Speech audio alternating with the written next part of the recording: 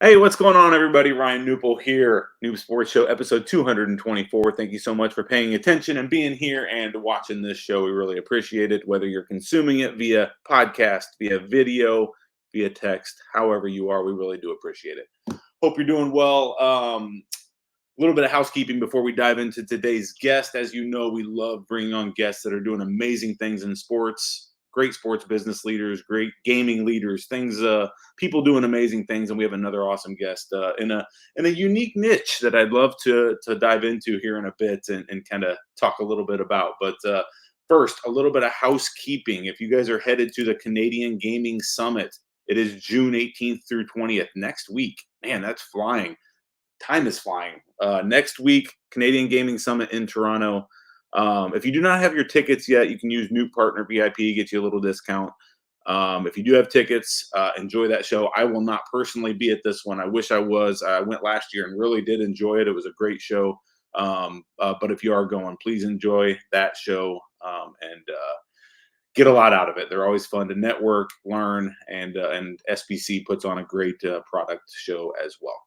All right, that's enough for that. Let's go ahead and bring on our guest and dive in today. Today, I have none other than Chase Richardson with Full Pole Entertainment. Chase, how are you, my friend?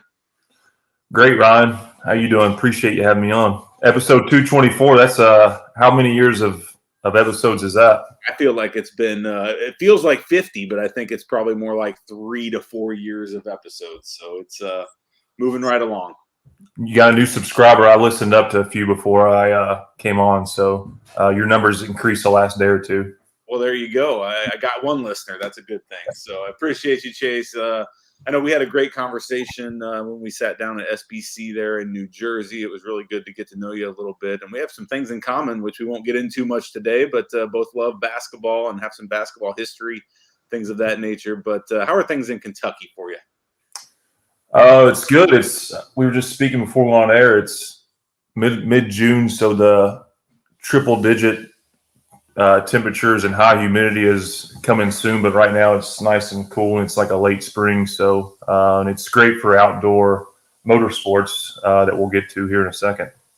Yeah, absolutely. I cannot wait to dive into this show because it's so unique and it's not something that we've typically covered in the past, and I'm excited to dive in and hear about it. But before we do get into Full Pole, Chase, why don't you give us a little background about yourself and kind of maybe your career path that kind of led you into what you're doing today with Full Pole? Yeah, so every person has a journey, as I like to say, and I don't think there's ever any right or wrong way of doing things. You just make decisions and try to make the most of them, whether if you sometimes have to question your decisions or not. So I've been involved in competitive sports, I guess, for my entire life, just by birth and my family. And, two things that really have been kind of my calling card as a person, from a professional and a hobby standpoint is, basketball. I was fortunate to be a player. Then I coached 10 years Division I basketball post-college. Had a very successful career in that. And then stepped away from that 3 years ago, I believe it was 3.5 years ago. And then alongside of that, too, I've had the privilege and had been fortunate enough to be born into the sport of truck and tractor pulling that we're going to be talking about here quite a bit in this show. And I say that about those two things because those two things have pretty well defined my life. Me personally, I coached when I got out of college, and then when I decided to get out of coaching, my family, I'm fortunate enough to have a successful family business that I'm involved in and still involved with that to this day. But alongside that, I started this current endeavor with Full Pole Entertainment, or helped start it, and now we've currently become a media and a gaming and a streaming company and all types of things bundled into one, with the goal and the ambition of growing the sport of truck and tractor pulling that I'm so passionate about, and I think is kind of a sleeping giant in terms of people not knowing how really cool it is. So that's my background in a I don't know if it's a radical assessment, but I don't really know many people that's done that, done it like I've done it, I guess. Well, yeah, for sure. I can definitely relate to the basketball side of things. The basketball being part of my life, my entire life as well, and then it kind of goes away, and you're like, oh, you need that competitive itch somehow, some way. And I think a lot of us business people kind of use business as our competitive outlet a little bit, and so it's cool to see you, now in business doing some cool things. And what I can't relate to, me personally, is truck and tractor pulling. So I'm excited because I've never been involved in this sport. I've heard of it, I've known of it, but I've never been truly involved, and I'm guessing some of the listeners have not as well. So why don't you at a high level first tell us about the sport and tell us about what it is, and just kind of give us that general overview before we really dive into the business side of it. Sure. And first and foremost, it's a motorsport, which motorsports are defined typically by, you think NASCAR or drag racing. Street Outlaws is a popular show on TV. A lot of people probably seen, but motorsports as a whole is defined on who's the fastest, and the amount of time, who can do something in the short amount of time at various different levels. But tractor pulling is unique because it's the only motorsport, probably one of the only sports. Well, actually, it is the only sport in the world where, in motorsports standpoint, where speed and time are irrelevant, and it's strictly based on how far you're pulling something. They didn't get very creative when they came up with the name of truck and tractor pulling, because you're literally on a playing surface. You're starting at 0 feet. The surface is 350 feet. Whoever can pull the furthest is the winner. It's simple as that. But it's also, sometimes hard to catch people's attention, because when we're all kids growing up outdoors, we're racing our neighbors. We're not trying to outpull our neighbors or something. So it's got a ton of uniqueness from that standpoint. But alongside with being, speed and time not being relevant, it's also a unique sport where one person goes at a time. And, there's, outside of bowling, I think maybe I've been tossed around, there's not really another sport where it's really, competitor playing surface, and who can do the best besides golf. Golf is one that kind of stands out. So, and you think trucks and tractors, we all drive down the highways and see trucks, and then you see tractors, mowing or working in fields in rural areas. But these are not your regular trucks and tractors. These are, marvelous machines with hundreds of thousands, sometimes millions of dollars of money spent in technology and innovation, and truly is the most powerful horsepower sport in the world. And when I say that, these vehicles in some of these categories make more power than anything in the world. So outside of just hearing the general understanding of what pulling is, when you take a deep dive into it, it's some of the best and marvelous technology you'll ever see. So it's one of those things that when it goes back to my ambition and passion of trying to grow the sport, we're really just trying to create a better understanding of how badass this stuff is. Yeah, and thank you for that background, and I think that helps kind of paint the picture of what the sport is, and that kind of led me into where I wanted to go with the next questions. Is really, it's one thing to have a sport and to kind of have something out there, but you obviously think and want attention around this sport, and I'm guessing that's why you created Full Pull Entertainment. So talk a little bit about why there's this need for the attention around it, what the all is involved in Full Pull Entertainment, and I guess just why you started this venture around this amazing sport. Yeah. So really quickly, my grandfather was a tractor puller. My dad at age 11 started competing and still does it to this day at the highest level. And then basically when I was born, I was at a tractor pull as an infant. So it's naturally in my bloodline, just out of pure birth. So the love for it for me is not something that came very easy, but you go to these venues at these events, and the season primarily is an outdoor season that runs from Memorial Day to middle of September, summertime.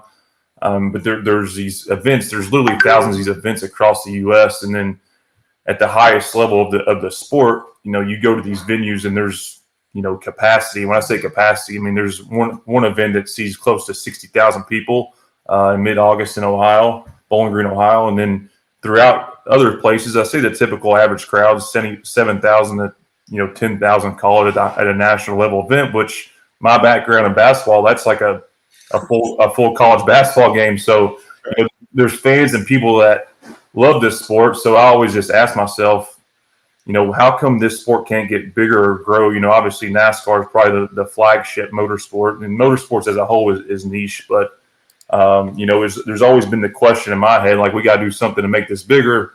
So I'm from Kentucky, as you mentioned earlier, and being from Kentucky, I'm literally 30 minutes from Churchill Downs right now, which we all know is the home of Kentucky Derby. But people in Kentucky kind of have a jump start background on horse racing and understanding that sport and how all that kind of works. And, I don't mean this in any wrong way, shape, or form, but horse racing is horse racing because people were able to bet on it and wager on it for historically a long time prior to, the PASPA repeal in 2018. So me knowing this sport and how much I love tractor pulling, you go to one of these events and, thinking about the dynamics of one person going at a time, there's multiple competitors. Naturally and organically in these stands and these venues with these thousands of people are always betting on it, like they're betting amongst themselves. I guess it's called illegal betting. I don't want to, nobody's going to hopefully go to jail for that, but it's just it just lends itself extremely well to wagering. And me with my background and knowing horse racing, it really starts as simple as like, why can't we make this sport like horse racing? And that's kind of what started the journey for me myself. A few years back, and then little did I know it's not that easy, but it's something that we are getting ready to launch a real money product within the days and hours, hopefully. But it's been a process, but it's been a incredibly rewarding process because it's opened other opportunities and allowed other contacts of people that I've met that you introduce this sport to, and they start doing the research, and then it's extremely underdeveloped, from a streaming standpoint, from a overall just awareness standpoint. So this company that was started on the idea of we should make this like horse racing has morphed into a full-blown media company that's, really taking on the initiative just of, trying to help grow the sport of truck and tractor pulling and, spread awareness, which is what we're currently doing to this day. So that's the quick, long version of how I got to this point, because a lot of times, I didn't really see myself in this situation, but sometimes one door opens another. Then you meet great people that have passion like you, and I don't have one regret about anything to this point. I think you painted the picture, great of kind of how this came about, and a lot I want to unpack in what you just said there. I think it's awesome. It's like and this happens a lot in business, right? You kind of start with an idea and it just kind of blows up into this like, and now all of a sudden we're doing this and streaming and picks and fantasy and all of the above. And all of a sudden you are the authority on this topic, this sport, this thing. And so that's pretty amazing. Hey, a quick question from a demographic side. So is tractor pulling typically a Midwest thing, or is this happening? You've mentioned nationwide a few times. What does that really mean? I mean, is this happening down in Florida? Is this happening out in California? Or is this truly like a Midwest type thing? No, that's a good question. I say nationwide because there's fans in every state. We have a streaming platform you can see on the screen there, Full Pull Live, where I think we've had 49 of 50 states subscribe through, first 2 weeks of, people that reside all over the country. But in terms of the in-person factor of these venues, the bigger and the best events would be primarily, I would say, in the Midwest U.S. As far west as Iowa, as far east as upstate New York, as far south as probably Tennessee. But beyond that, there are organizations everywhere, and like the state of Florida where you are, I actually need to make sure I remind you, they have a pretty cool deal there, in the wintertime, because up in the Midwest and North, there's no outdoor pulling because of weather. But in Florida, they have January, February, March, winter, what's called winter pulling, but it's in Florida. And in fact, I went to an event there near Ocala, Florida. And again, this is like a lower tiered event. And it was in a facility, I think, where the capacity was 5,500 to 6,000. Don't quote me on that, it's give or take. And people were getting turned away at the door. This is in January, when you have At the NFL was still taking place, college basketball, NBA, everything's going on, and they're turning people away. Thousands of people in an event in Ocala, Florida. So these events go on all across the country. There's events as far west as California, and in fact, pulling is actually a worldwide sport. There's I could have a whole nother podcast or a meeting with you about European pulling and how interesting that is. So it is a worldwide sport, but primarily the larger, bigger events are in Midwest U.S. Awesome. Thanks for clarifying that for sure. And yeah, Ocala is just down the road from me here, so it's that'd be an easy one to go watch an event there. That'd be cool. You to make your world debut as a competitor there. Oof, I don't know about that, but yeah, maybe. All right, where do we want to go? So I want to dive into this. You mentioned launching a real money side of this, and you kind of alluded to there's some challenges around that, and there's some, I don't want to use the word headaches, but maybe headaches. There's some challenges around launching a real money game in any type of niche. And so from a business side, what are some of those challenges? And has it been more challenging or less challenging than you thought it would be to launch the game, to launch that piece of it?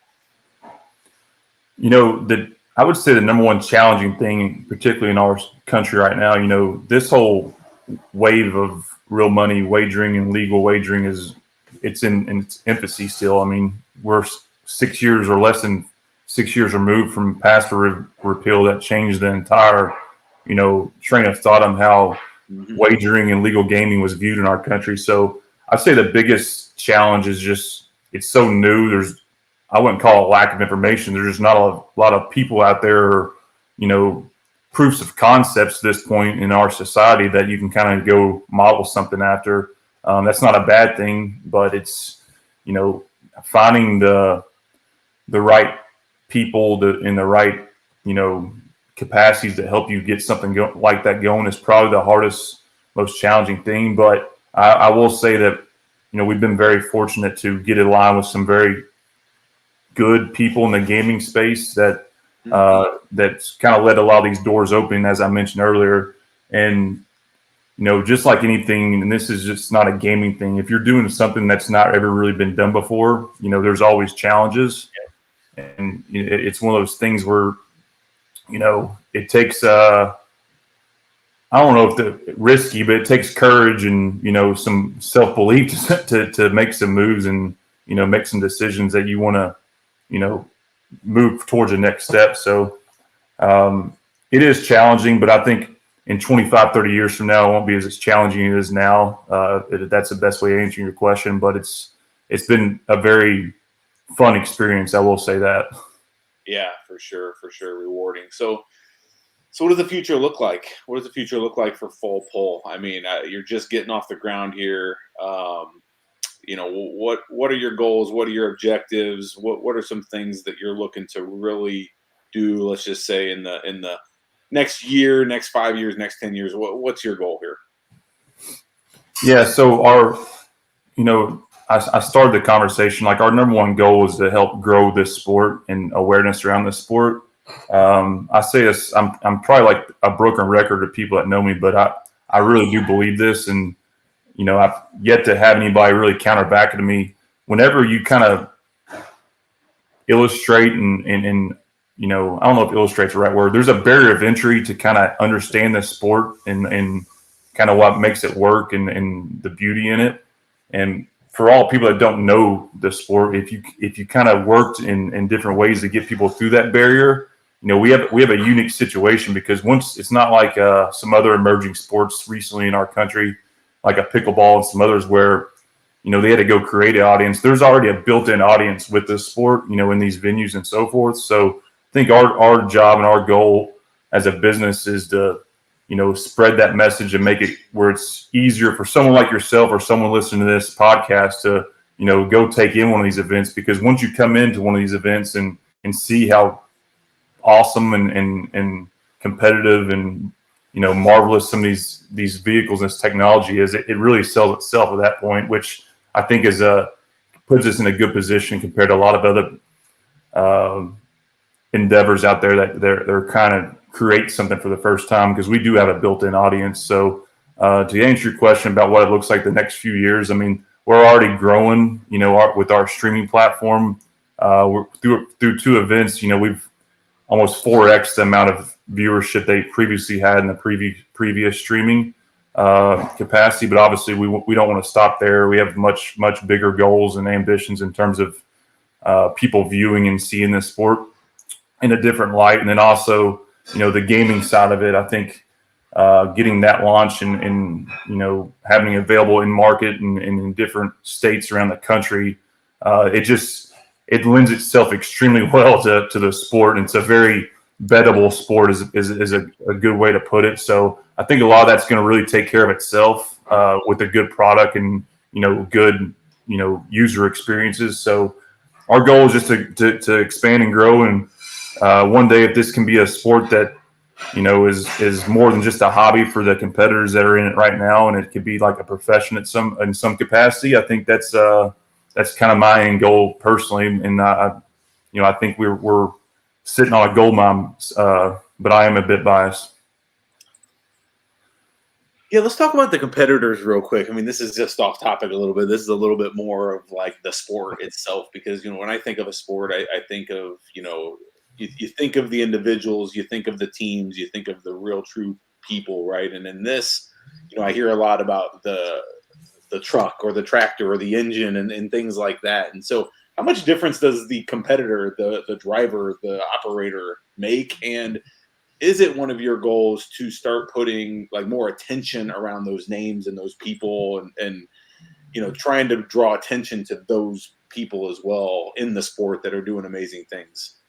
100%. So, again, you wouldn't know this, without someone laying it out for you, but the competitors and the amount of skill it takes to be good at this is probably some of the most sophisticated stuff in all of motorsports. And there's no knock on NASCAR drivers or drag racers or anyone like that. Everyone's obviously good when they get to a certain level, but this sport is unique because we use this sometimes with some of the stuff we do. It's the only sport in the world where there is no practice. And what I mean by that is you can't, when you're pulling a sled, it's the competitor versus the sled versus the track. You can't really simulate that at all anywhere because, you could go buy a sled and operator and have the best of the best, but like you can't, the dirt and the conditions at a place like in Tennessee is nothing like it is in Ohio, like it is in Iowa, like it is in Florida. Like all of these are totally different. And, asphalt is asphalt pretty well everywhere you go in the world.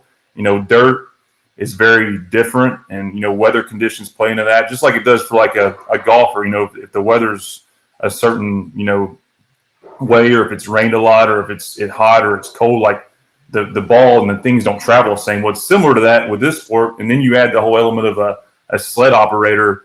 These are some of the most sophisticated, skilled people you could ever, meet in the sport. You just don't know it until you really dive in and see it. And, and then when you're pulling these vehicles, like there's a whole, it's like a strategy, just like in basketball, if a team plays zone defense, a man-to-man defense, or a full court pressing team, some people believe in running certain type of engines and running, driving a certain way. Other guys, change their, like there's no like cookie cutter patterns with some of these teams, and like everyone has different ways of doing it. So that creates awesome narratives within itself. And like people that follow the community and know the sport, like there's like real rivalries and, people out there that, just like you see on TV that don't like each other, that want to beat each other's head in the ground. So back to your question of trying to sell all that to, the athletes and the competitors of the sport, it sells itself. We just got to get the word out there to it because it's all there. I love it. Thank you for that education on the sport and the athletes. And I can imagine. I can't imagine actually, because I would be so bad at it as an operator. But it's just like anything, right? Practice and the skills around it is amazing. So, Chase, awesome. Well, this has been amazing. I want to wrap this thing up. I could talk to you forever about this because my mind's just with like what all's going on here, and I cannot wait to see where this leads in the future and kind of keep an eye on it from a true sports side. One last thing I want to dive into here before I let you go, and it's really just more of a business thing. So I always like to ask this of my guests, and you coming in as kind of 10-year basketball coach, so you kind of went down that path as just in basketball, leading teams. Now you're leading a business. You're like the everything in business. How challenging has that been? One, and secondly, what tips or just tip, advice, whatever you want to call it, for maybe an aspiring entrepreneur that wants to dive into their sport, wants to find their thing, wants to like do something in sport business? What advice would you give them if they were just starting out? Yeah, this kind of goes back to, I'll answer it a couple ways.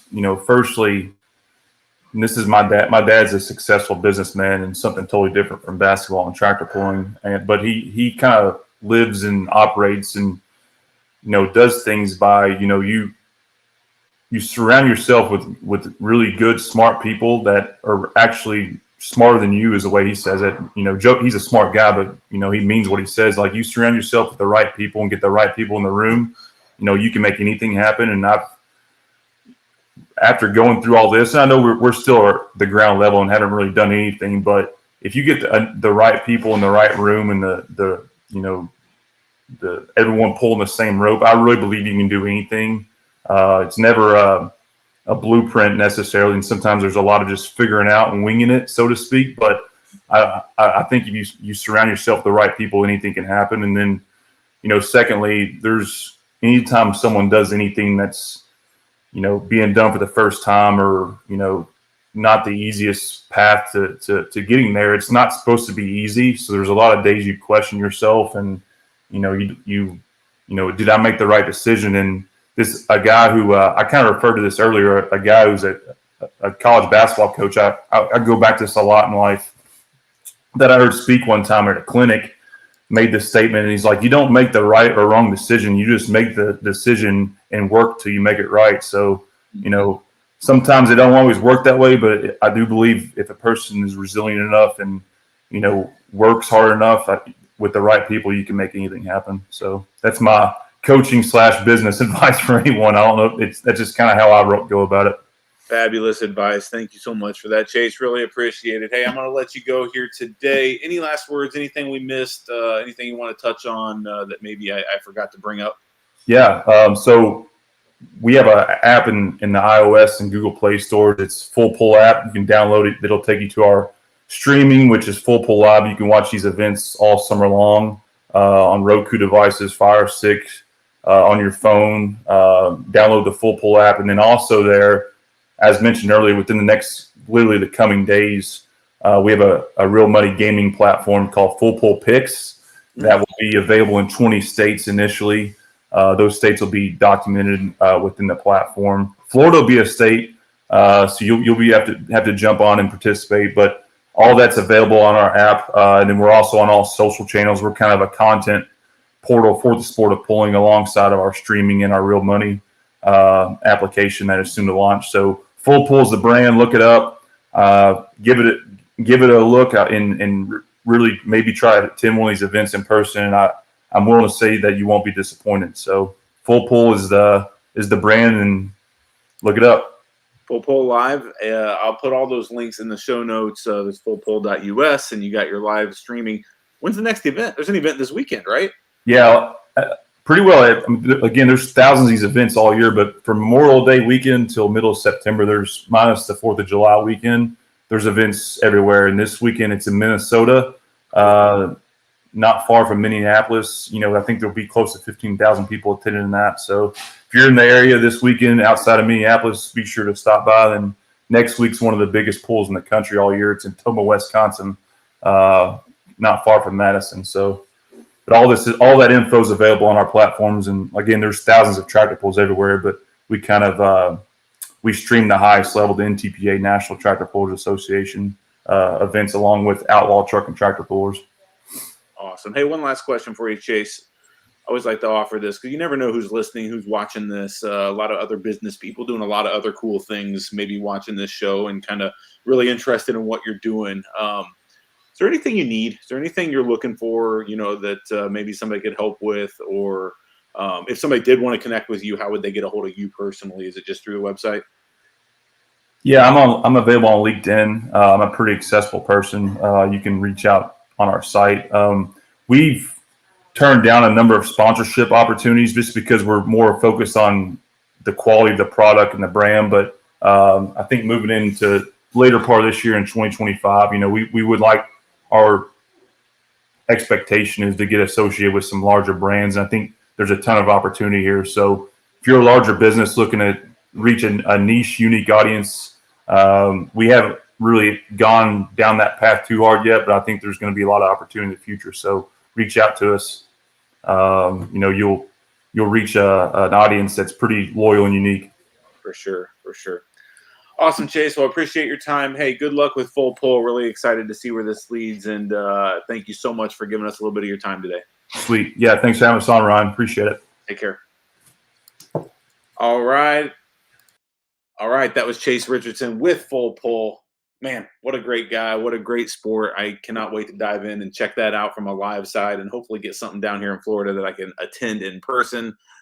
Hopefully you enjoyed that show and learned a little bit about a new sport. I'm really intrigued with all these new sports that things are coming out. You're getting pillow fighting and you're getting pickleball and you're getting tractor and truck pulling and all sorts of stuff that we're now creating attention around, awareness around, and games around, right? We're creating real money games and free-to-play games and all sorts of cool stuff. So it's really an interesting time in sports. And I think 10, 15, 20 years ago, some of this stuff we might not have thought about as sports.